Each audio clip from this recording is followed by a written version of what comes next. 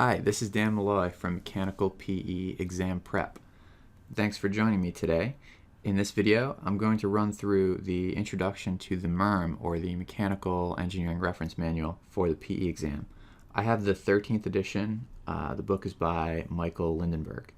So there's a lot of useful information in the introduction to this book, and the reason I'm making this video is I want to save you some time and allow you to get your bearings quickly so you can start working actual problems and studying. I agree with the vast majority of what the author puts in the intro, but I really want to add some of my opinions and examples from my own personal experience for those of you that are really just getting started on your studying. So with that, let's get started. Test format. So you probably already know the morning is the breadth and the afternoon is the depth. There's 40 questions on each section, and all the questions are multiple choice, so you should guess if you don't know the answer. You shouldn't leave any blank. There's no penalty for guessing. And the typical distribution of subjects, I'll run through them. So in the morning session, it's basic engineering practice takes up 30%, mechanical systems and materials is 20%, hydraulics and fluids 17%, energy and power systems 15%, and HVAC and refrigeration 18%. Then in the afternoon, for the HVAC and refrigeration, which my site focuses on, it'll be 55% principles and 45% applications.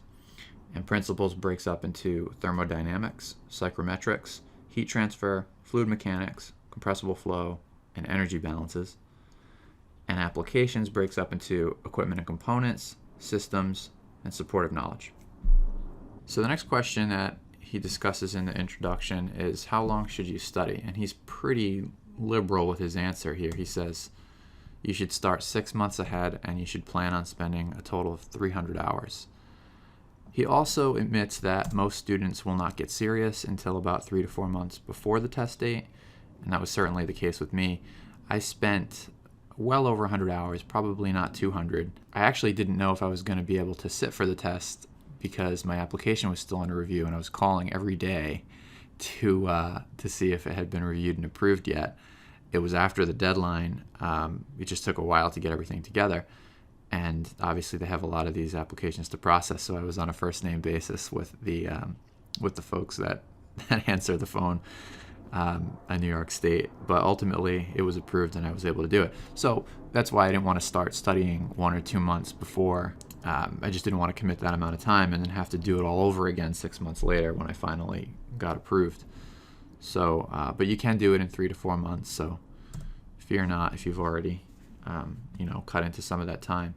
And then he provides a review schedule, table 4, page 38 and 39, which is really useful. I liked it for 2 reasons. One is it allowed me to prioritize and kind of choose which topics and subjects I was not going to study and focus in on the ones that I was. And then secondly, to actually put dates next to those and commit to say, all right, by this date I have to be done reviewing this subject. And that kind of kept me on task and on schedule. Okay, so what do you actually study? Well, the first thing I tried to find when I started studying was old exams, but they don't exist. NCEAS doesn't release them. They reuse the old questions, so you can't find exams. The author recommends a broad approach with emphasis on your depth topics, which makes sense. On page 19, he gives what would typically be covered in a review course, and that's exactly what I used, and it's exactly how I organized the material on my website. And he talks about hitting the high probability subjects, play the numbers. So he's saying if you are taking the mechanical engineering PE exam, these are the topics you need to hit. Everything else is a nice to have. You should be familiar with it, but it's not critical. It's not the highest probability subjects. Other things you shouldn't study. Don't study pure math. Obviously you need algebra. You'll need some geometry and trigonometry, but there's no calculus on the exam. And even with those other topics, they're coming up in the context of an engineering problem, not being tested specifically on math. Economics is fair game, so they might ask you to calculate an ROI or understand what a cash flow in the future versus a present lump sum is, if it's, again, in the context of investing in an asset that's going to save money or save energy or something like that. So Should you spend a little bit of time on it? Yes. Don't get too bogged down. Fire protection is not on the test. There's no nuclear engineering. And ethics, I think the way it's written here is that it actually is fair game, but I doubt they would spend a question testing you on ethics as opposed to giving you a juicy mechanical engineering problem. I wouldn't expect to see anything on that. And then codes and standards, their answer is a little hand-wavy. They say that you need knowledge about codes and standards. So you don't have to memorize the numbers, but you should know that, like an HVAC example would be, you need to supply so many CFM per person or per square foot of fresh air to a space within a building. You may not have to know the exact numbers, but you should know there is such a code that would govern that. And if you did need to find it, that you would know basically where to look or where to get started. Okay, what books should you bring to the exam? Definitely the Mechanical Engineering Reference Manual and really all of the PPI books. I put a link to various books on the site, so if you want to buy them, you can find them there. Of course, PPI makes a group of books, so they're going to advocate all of their own materials, but they really are the best materials, so I would strongly urge you to use them. He does make mention in the intro that the practice problems book is noted to be more comprehensive and complex than the exam. I had this reaction, and I'm sure some of you who have started studying did as well, kind of digging into that practice book and saying, okay, which of these problems can I solve? And they all seem like way too hard, way harder than they should be. And the questions on the exam will not be quite so comprehensive, but it still is the best way to study, to actually use the practice book, because you'll know all the ins and outs and all the wrong turns you can make, and it's really thorough. So I would use it. Here's a good tip. I don't remember where I picked this up, but it was a wonderful piece of advice. Print a separate copy of the MERM index. Obviously put it in a binder because they don't want you to have any loose pages. They're worried you're going to write down the problems and take them out of the exam. So make sure it's bound. But it's hard to flip through the book and also flip through the index at the same time because it's such a big book. So have a separate copy of the index. Have a stack of blank psychrometric charts so you can draw directly on them. And your custom formula sheets. I am a strong advocate of making your own formula sheets. There's a quick reference book. It's a PPI book. I bought it, I used it. But what actually helped me a lot more was, as I was going through my study process, I was making my own formula sheets with formulas that I actually used or actually referred to. And by making my own, it organized it in a way that made sense for me. I knew where to find things on my sheets. I knew which things were important. And by what I chose to omit from those sheets, I still had the quick reference book. I could always fall back on that. But if I didn't write it down, it means I didn't use it very much. And it wasn't worthy of space on my formula sheets. So I'm a big advocate of creating your own. And by the time you actually, and not only create them, but use them when you study, so that you're constantly improving them and enhancing them and enriching them and modifying them. So by the time you actually go to take the test, that's one of the key things that you'll have on hand. Keep your old practice problems and categorize them by topic. Who knows, you may be sitting in the test and remember a specific example that you've already worked and you had to do an exact thing and you can't remember exactly what it was. Bam, you take that paper out and you're home free. And then the ASHRAE books. I'm a little hard-pressed to make a good recommendation about whether to have them or not. I was fortunate enough to have a colleague who had his old books from when he took the exam, so I borrowed them, and I think I used 2 of them for one problem each. One was a refrigeration problem where if I didn't have the specific data on that refrigerant, I wouldn't have been able to do it. Now, could I have found that data in a different book? Maybe.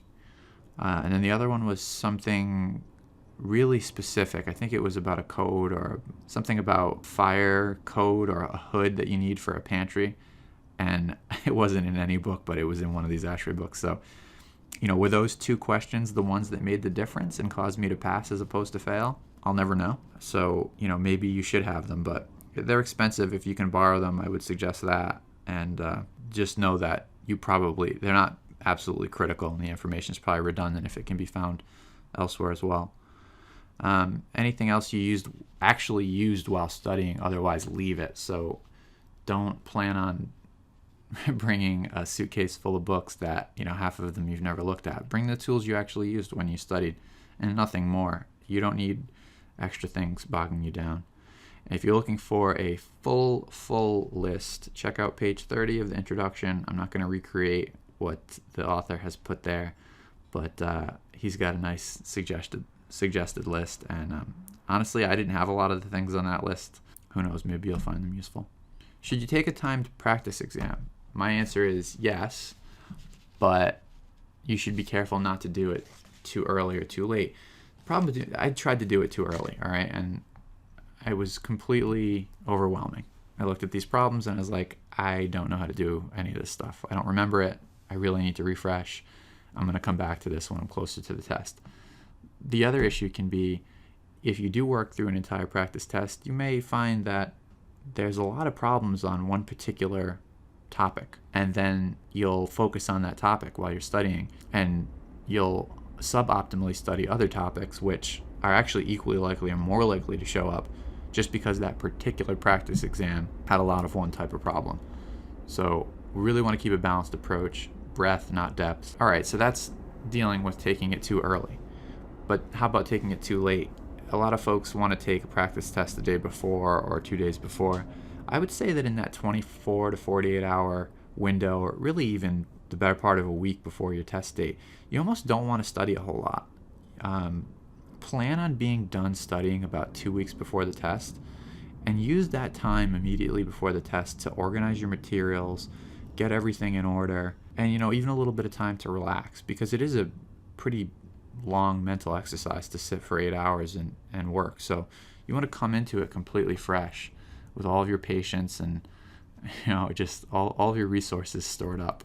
My recommendation is do a full practice test 2 weeks before, and if you want to do 2 of them, if you have the one that NCEAS gives out and also the one that the PPI one, they put out one as well, then you could do another one 4 weeks before. It's late enough in the game that you should have covered most of the material by then, and it's time to get a good reading. Once you're 2 weeks to a month out, you really do want to kind of get a measuring stick on where you are with your studying. How about classroom review course? Should you do it? I was going to do it, and I actually tried to register for one here in New York City, but there wasn't enough interest, so they didn't run the course. And as an alternative, I bought all the PPI books, and I decided to try to do it on my own. So, there are some advantages to a review course from other folks that I've talked to that have done it, and that the author writes in the intro here. It keeps you on pace, keeps you from getting bogged down on a single topic, and I can speak to that. Probably my first day of studying, I was like, okay, where do I start? And I think I picked heat transfer, and I must have spent like more than 10 hours over the course of a couple days working a very specific type of heat transfer problem because I wanted to be really thorough and not leave anything behind. And then I looked back on that weekend and I was like, what did I do? I hardly studied anything. And I know how to do one very specific type of problem. So it's very easy to get bogged down in a single topic, and it's super hard to leave a topic knowing you haven't exactly covered everything and not sure if you're even going to be able to come back to it. The course will keep you moving forward. It'll force you to decide when to leave that topic and just go on to the next. And this is really another way of saying the same thing. It limits the scope to the important material. So you're going to keep doing things from the right topics and not get bogged down on the wrong ones. They give you the problems. I mean, you do have the practice problems book, so that's just as well, but you can get them from them. The material's spoon-fed. And the instructor in the class and your classmates are a resource for you. They can get you unstuck. And also they may have questions for you, and you can help get them unstuck, and that collaboration can be really beneficial. Disadvantages to taking the course.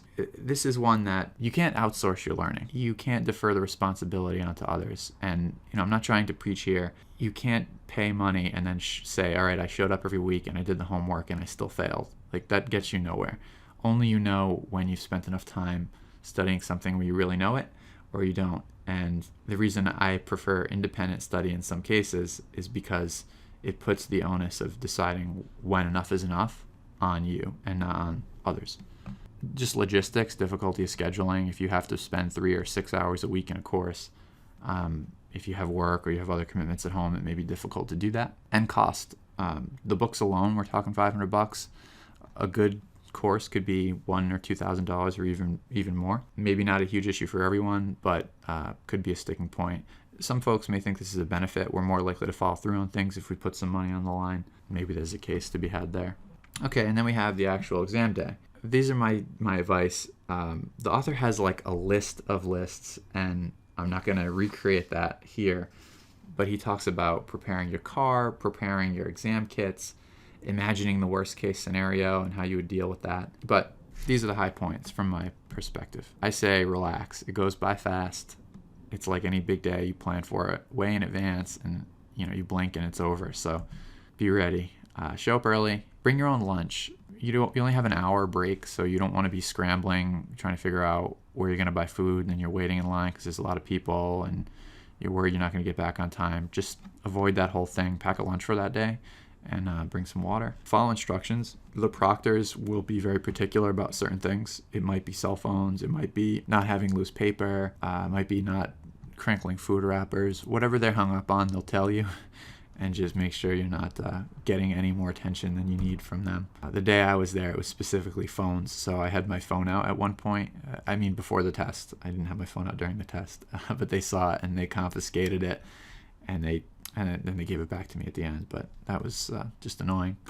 And then for the actual test, I would suggest leaving yourself about an hour at the end of each section just to reprioritize what remaining time you have. So if you've done 20 out of the 40 questions, you've gone a little slow and you only have an hour left, so maybe you want to pick 5 or 10 of the remaining 20 and say, okay, I'm really going to focus on these and make sure I get them done. On the other hand, if you've gone fast and you only have a few left, maybe there's a couple that were tricky and you rushed through, you want to go back and revisit. And then at the very end, with about 5 or 10 minutes to go, you just want to get an answer down for everything because there's no penalty for guessing. So it would be a shame to lose track of time and they say, hey, pencils down, and you've left 10 problems, you haven't even taken a shot. You could get 2 or 3 of those problems correct just by chance, just by filling in a bubble. So and if you're lucky, maybe even a little more. So attempt every question, guess like an engineer, and sense check your answers as you go, because time is such a factor in this test and you may not get a chance to come back to a given problem. So try to be as thorough as you realistically can, and don't plan on coming back to questions necessarily. You just might not have time to. So plan on marking your answer and just moving on. Grading results. So the exam is out of 80 questions, and they have a panel of engineers. They get in a room and they look at each question and try to predict how many of the minimally qualified engineers would get that question right, and then they take a weighted average of all those responses. That's how they come up with a cut score, and that's the number you have to beat. Then once the results are in, NCEAS releases those to the state boards. That takes 8 to 10 weeks. The states take 3 to 4 months to tell people if they passed or not.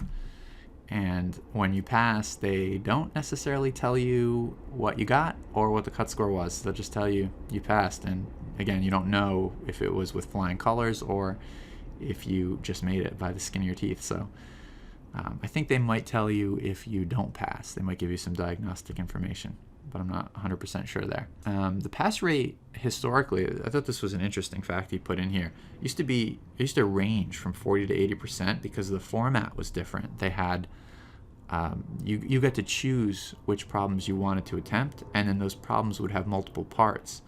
And if you didn't get every part right, then there wasn't partial credit.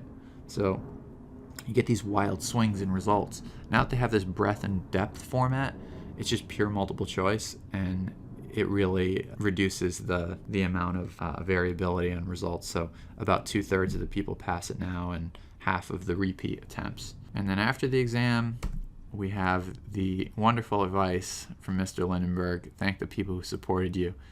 What a great point. It's such a big time commitment.